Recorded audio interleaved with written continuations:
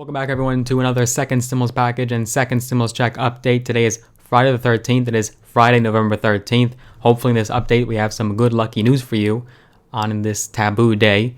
But we do have a few things to cover, and we're going to be diving right in. But before we get into any of the details, you know the drill. Just quickly for me, go ahead and smash the like button. Just give the video a big thumbs up if you could do that for me quickly.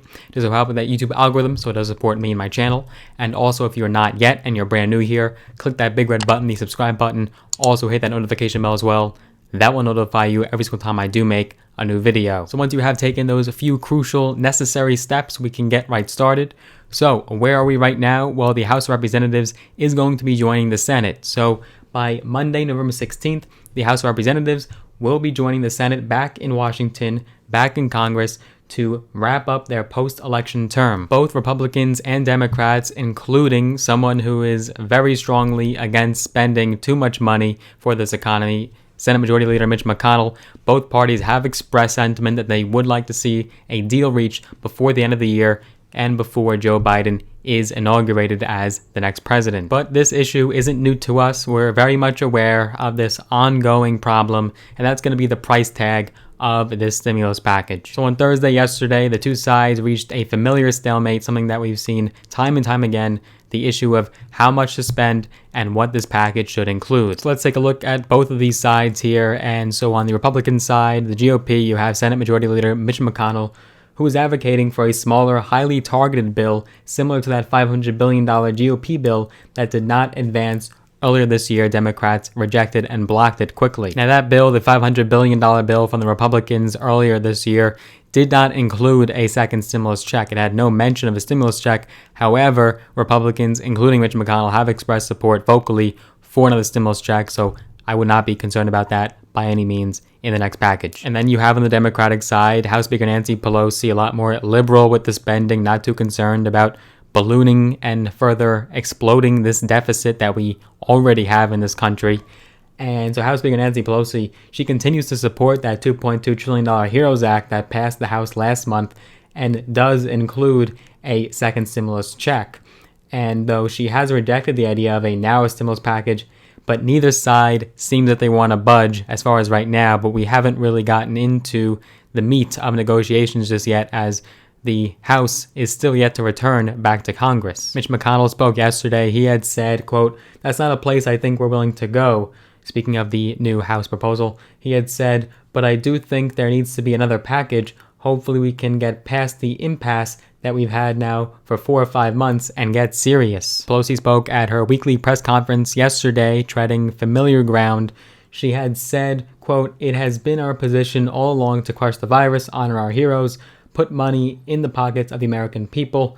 This is what we put in the HEROES Act, to crush the virus." But even though the White House and Steve Mnuchin and Mark Meadows have been very instrumental in the negotiations, they're seemingly withdrawing from negotiations and frankly leaving it up to Senate Majority Leader Mitch McConnell. This is despite the most recent $1.9 trillion offer that has come out of the White House most recently.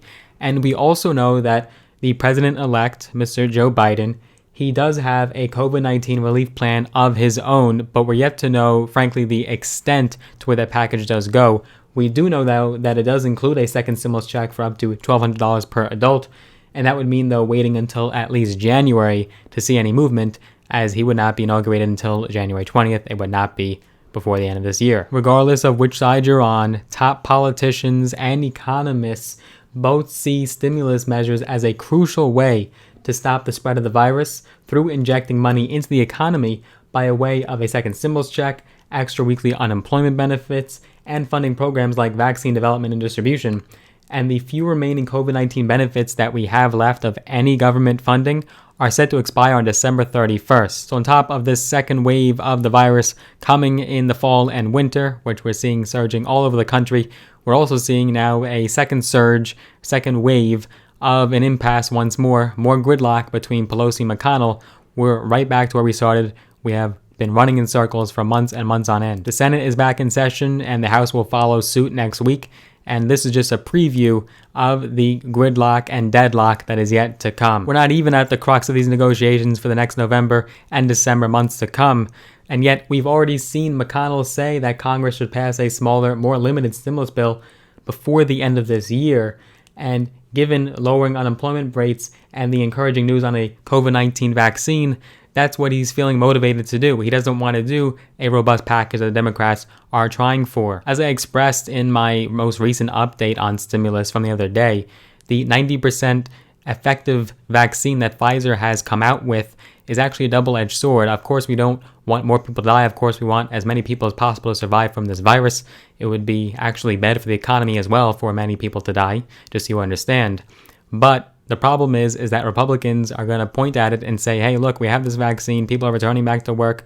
Unemployment rates are going down. Unemployment claims are going down. We don't really need a big package, and that's what we've seen, evidently, from McConnell and the Republicans. Nancy Pelosi is standing her ground. She is still pushing and vying for a more robust, comprehensive stimulus package. She wants it to include everything ranging from the stimulus check to unemployment benefits to local and state funding to contact tracing and vaccine funding.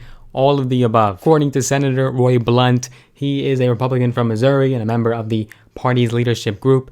He had said recently, quote, I think both sides are saying they want one, but both sides are saying they want the one they want. And he's basically hinting and emphasizing the partisanship and the division when it does come to all the features and the price tag of this next package. So now with the White House stepping back and basically being behind the curtains when it does come to these negotiations, Mark Meadows recently tested positive for the virus. He's not going to be in the negotiating room, I'd hope, with Pelosi and McConnell. Therefore, you're going to be seeing a clash, which is inevitable here, between the fundamental differences in the size and scope of the proposed stimulus aid. And so it will be up to the Senate and the House to take the next steps.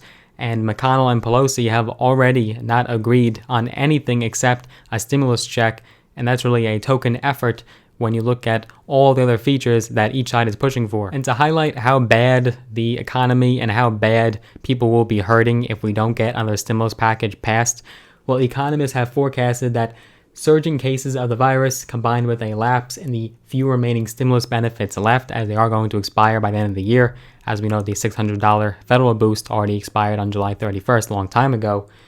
And though this will hobble the economy and put millions of Americans at risk, according to a report, of having power and water shut off and not being able to afford groceries. So they're not even going to get one single penny and check. And if you do the math, that means they're not going to be able to pay for their water and utilities. Chairman of the Federal Reserve, good old Jerome Powell, he had also spoke recently, earlier in the month. He had said, we'll have a stronger economy and recovery if we can just get at least some more fiscal support when it's appropriate and at the size Congress thinks is appropriate, he did add though. And now to fan the flames and exacerbate the situation even further, Republicans are gaining seats in the House of Representatives. They picked up a few seats. They did very well on election night, despite Trump losing. And the Senate potentially will be split 50-50 between the two parties, or the Republicans will maintain the majority. So some analysts have suggested that Pelosi may have trouble pushing through objectives even under a Biden presidency. Without full control of Congress, Pelosi may lose leverage, and some predict that she will not be able to get anything she wants in her next package. And I've already said this many times over my last several updates, even before the election. And on top of that, there's also additional pressure too, that a new bill of some sort will have to be passed to avoid a U.S. government shutdown December 11th, which is impending. And it's possible that stimulus funding of some sort will make that into the bill. So we could see the potential funding there to avoid a government shutdown. That could be one of the line items featured in the next bill. Both parties, though, have expressed bipartisan support for keeping the government open. Long before Election Day, he had been calling for a tremendous stimulus package, in his own words, something that will be potentially higher than the Democrats are pushing for. He wanted to go for those higher numbers. But unfortunately, now that he's lost the election, he may not be so motivated to push through a package, and we're already seeing that happen on the White House and executive level. That is where we stand right now. Hopefully more updates will be coming in this week. Hopefully we will see, with the House convening back together with the Senate and Congress, we could see some negotiations start to be rekindled, I would hope, and potentially we'll have some more updates to come very, very soon. If you did enjoy this update, give it a big thumbs up, smash the like button for me. Also go ahead and hit that subscribe button, the big red button, also with the notification bell as well. I do look forward to seeing you in the next video.